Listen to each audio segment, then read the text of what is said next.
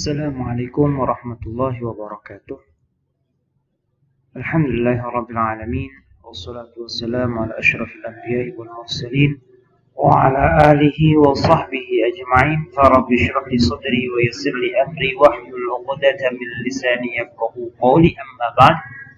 طيب قبل أن نبدأ هذه الدراسة هيا بنا نبدأ بقراءة البسملة. بسم الله الرحمن الرحيم. ربي زدنا علما وارزقنا فهما. كيف حالكم؟ إن شاء الله أنتم بالخير والحمد لله.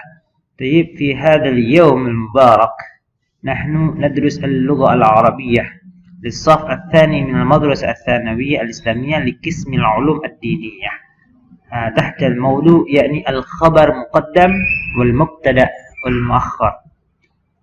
طيب baik, kita baca terlebih dahulu ini kompetensi intinya, bisa kalian baca secara mandiri, kemudian kompetensi dasarnya.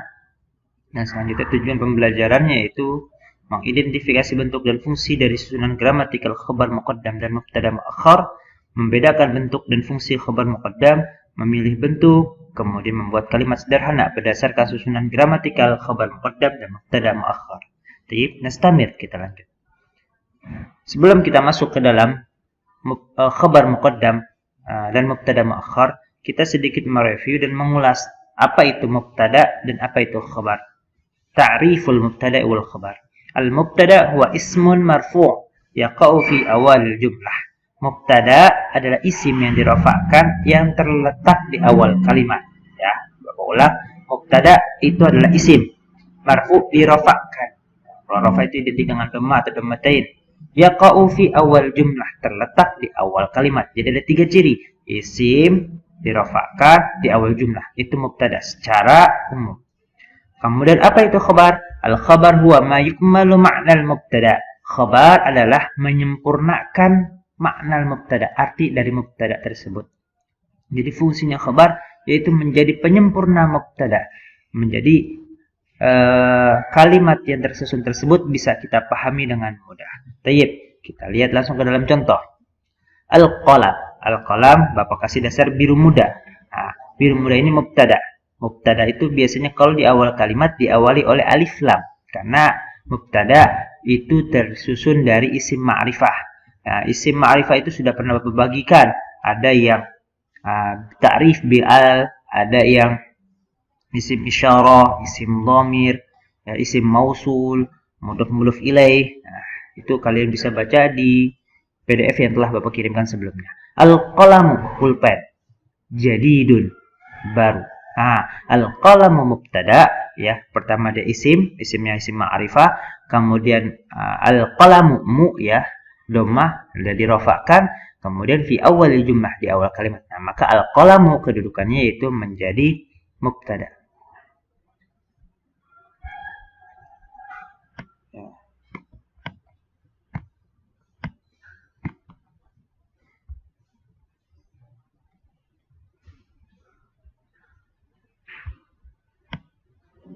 Nah, dia jadi mubtada. Kemudian jadidun. Jadidun dia yukmalu, dia menyempurnakan makna dari kata qalam. Kemudian dia dalam keadaan letaknya setelah mubtada. Kemudian marfu juga. Kemudian isim, ya. Kalau dia karena isim nakirah maka akhirnya pasti tanwin. Khabar itu biasa isim nakirah. Maka al-qalamu jadidun, pulpen itu baru, maka jadidun menjadi khabar. Oke, kita lanjut. Al-kitabu, buku itu. Nah, al ya di awal kalimat ada alif lam di isim ma'rifah, ya, dalam keadaan rafa, maka dia mubtada. Fil haqibati, di dalam tas. Fil haqibati, setiap kata. Jadi khabar itu ada dua, ada khabar yang mufrad ini seperti jadidun, ada khabar yang ghair mufrad terdiri dari jumlah dan syibhul jumlah. Ini contoh dari jumlah, dari syibhul jumlah. Kalau syibhul jumlah itu terdiri dari huruf jar atau zorof, ya. Ini fi huruf jar. Ada lagi nanti contoh yang lain itu zorof. Maka kalau dia diawali oleh zorof, setelah ada mubtada kemudian ada jar atau zorof, maka khabarnya itu adalah khabar syibhul jumlah, ya, khabar syibhul jumlah. Kita lanjut. Maka fil haqibah itu menjadi khabar. Kemudian al-ustadu. Nah, di awal kalimat dalam keadaan rafa isim ma'rifah dia mubtada. Amamat talamid. Nah, ini ada kata amama. Amama ini adalah zaraf, maka dia syibhul jumlah. Kedudukan syibhul jumlahnya menjadi khabar. Khabar dari mubtada yaitu al-ustad. Oke, tayyib. Sampai sini semoga kalian diberikan kemudahan dalam memahaminya. Kita lanjut. Kalau tadi kita sudah belajar mubtada dan khabar, mengulang, sekarang kita belajar khabar muqaddam, mubtada muakhar. Kita lihat dari artinya, khabar muqaddam. Khabar al-muqaddam didahului. Berarti khabar yang ada di depan. Al-mubtada al-muakhar, berarti mubtada yang ada di akhir. Kita lihat definisinya. Khabar muqaddam huwa yaqa'u fi awali al-jumlah. Yaitu khabar yang terletak di awal kalimat. Sedangkan mubtada muakhar huwa yaqa'u ba'dal khabar. Dia terletak setelah khabar muqaddam atau fi akhiril jumlah, di akhir kalimat. Nah, kalau tadi kan khabar itu di belakang, mubtada di depan. Nah, sekarang ada lagi istilahnya khabar muqaddam, yaitu khabarnya dikedepankan, mubtada muakhar, mubtadanya diakhirkan. Kita lihat contohnya. Al-kitabu, kitab mubtada, fil haqibah syibhul jumlah menjadi khabar. Nah, ini susunan yang umum, mubtada dulu, khabar dulu. Kemudian kita rubah, maka menjadi kita dahulukan fil haqib, mubtada khabar ya. Kemudian khabar muqaddam, kita dahulukan khabarnya dulu, fil haqibati al-kitab. Ada dua contoh. Yang pertama fil haqibati al-kitabu, kemudian fil haqibati kitabun. Bisa dua, Pak? Iya, bisa dua. Nanti kita akan lihat perbedaan dari keduanya ini. Jadi fil haqibati al-kitabu, bisa juga fil haqibati kitabun. Ya. Jadi kalau khabar muqaddam, maka yang tadinya khabarnya ini ya, ini khabar, dia letak setelah mubtada, maka dia turun ke awal kalimat. Nah, yang mubtadanya ini dia di akhir, letaknya ada setelah khabar. Nah, begitu juga sama. Tapi dia ada perbedaan di sini.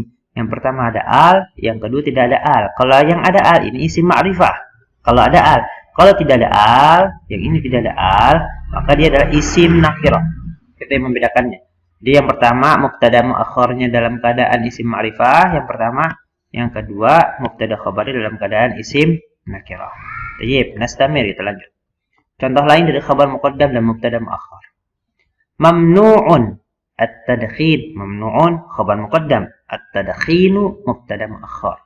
Kemudian aina khabar muqaddam, al-mafar mubtada muakhir. Kemudian mata ya, khabar muqaddam, al-imtihanu mubtada muakhir. Kemudian kaifa khabar muqaddam, haluka mubtada muakhir. Di sini ada beberapa ketentuan ya, yang menjadi satu ketentuan bisa dirubah yang khabar letaknya di akhir, bisa di awal, yaitu diantaranya apabila khabar muqaddamnya terdiri daripada isim istifham, yaitu yang menjadi kata tanya, aina di mana, mata kapan, kaifa bagaimana. Ya, kemudian yang satunya lagi itu mamnu'un tadkhil, dilarang merokok. Arti khabarnya itu menjadi satu penjelas utama, maka jadi awali khabarnya. Jadi mamnu'un, dilarang. Apa itu yang dilarang? At-tadkhil, merokok.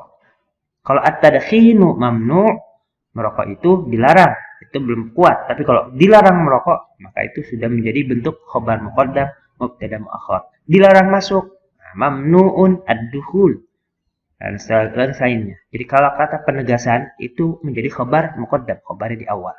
Oke. Yang tadi disampaikan, ya juzu taqdimul khabar alal mubtada. Kemudian ada kedua ketentuan. Jadi khabar bisa didahului, ada dua ketentuan. Ada yang hukumnya boleh, ada yang hukumnya wajib. Jadi boleh dia didahulukan khabarnya, tapi ada harus. Itu khabar muqaddam. Harus taqdimul khabar, khabarnya dahului. Kita bahas yang ya juzu. Ya juzu ini boleh. Jawazan. Atau yajibu kata lainnya wujuban. Ya juzu kata lainnya jawazan. Yajibu kata lainnya wujuban. Ya juzu artinya boleh. Ya, maaf tulisannya. Tulisannya jelek ya. Kita jadi saya pakai ini.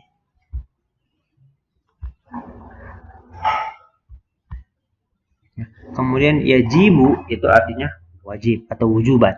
Kita bahas yang yajuzu. Yang seperti apa sih bentuknya? Kita lihat fil haqibati di dalam kelas al-kitabu. Al-kitabu. Ya, ada buku. Boleh al-kitabu fil haqibati. Nah, hukum yang ini asalkan al-kitabu fil haqibati menjadi fil haqibati al-kitabu. Kalau mubtada'nya ini dalam keadaan isim ma'rifah, itu hukumnya jawazan, boleh mubtada khabarnya dikedepankan. Nah, kita contoh lain. Amamat talamid as-sabura ada alif lam, maka khabar muqaddam mubtada muakhirnya itu dalam keadaan isim ma'rifah. Hukumnya boleh. Boleh mendahului khabarnya. Tapi ada kalanya dia wajib. Seperti apa contohnya? Kita lihat. Fil haqibati kitabun. Yaitu ketentuannya bila mana mubtada muakhirnya itu dalam keadaan isim nakirah, maka khabarnya wajib di depan. Bapak ulang sekali lagi. Jika mubtada muakhirnya dalam keadaan isim nakirah, ini isim nakirah kitabun, maka mubtada khabarnya wajib didahului. Kalau yang sebelumnya, jika mubtadanya itu adalah isim ma'rifah, maka dia boleh khabarnya di depan, boleh juga di belakang. Tapi kalau sudah bentuknya kitabun, isim nakirah, maka wajib khabarnya didepankan atau menjadi khabar muqaddam. Kemudian yang wajib lagi yaitu ini sama ya, sabburatun isim nakirah, ala syajarati samaruha. Ada domir yang kembali kepada khabarnya, maka itu wajib hukumnya. Samaruha, samaru buah, haknya ini kembali kepada asyajarah, maka dia ini wajib mubtadanya ada di akhir, khabarnya ada di depan. Kemudian yang tersusun dari isim istifham khabarnya, maka dia wajib. Jadi khabar muqaddam, khabarnya didahulukan, mubtadanya baru belakangan. Jadi seperti itu ketentuan yang diwajibkan dan ketentuan yang dibolehkan. Jadi yang dibolehkan hanya bila mana mubtada muakhirnya dalam keadaan isim ma'rifah yang ada alnya. Ya, kita lanjut. Ringkasan kaidah. Khabar adalah isim yang dirafa'kan, ya, yang terletak setelah mubtada. Dan dia tidak dapat memberikan faidah kecuali bila mana keadaan khabar senantiasa selalu bersama mubtada. Jadi khabar itu rafa, terletak setelah mubtada dan biasanya adalah isim nakirah. Keadaan khabar terbagi dua. Boleh didahulukan, ya, itu khabar muqaddam apabila mubtadanya isim ma'rifah yang tadi contohnya dan khabarnya adalah syibhul jumlah. Fil haqibati al-kitabu mubtada, ya, dalam keadaan isim ma'rifah bil al, ya. Nah, kemudian ada lagi ketentuan yang lain, wajib didahulukan khabar muqaddam. Sebenarnya ketentuan yang wajib ini ada banyak, tapi Bapak ringkas hanya beberapa saja yang inti yang semoga kalian bisa mudah untuk memahaminya. Karena ketentuan wajibnya ini ada banyak. Yang pertama, apabila mubtadanya isim nakirah dan khabarnya adalah syibhul jumlah. Jadi kalau mubtada isim nakirah hukumnya wajib, ya.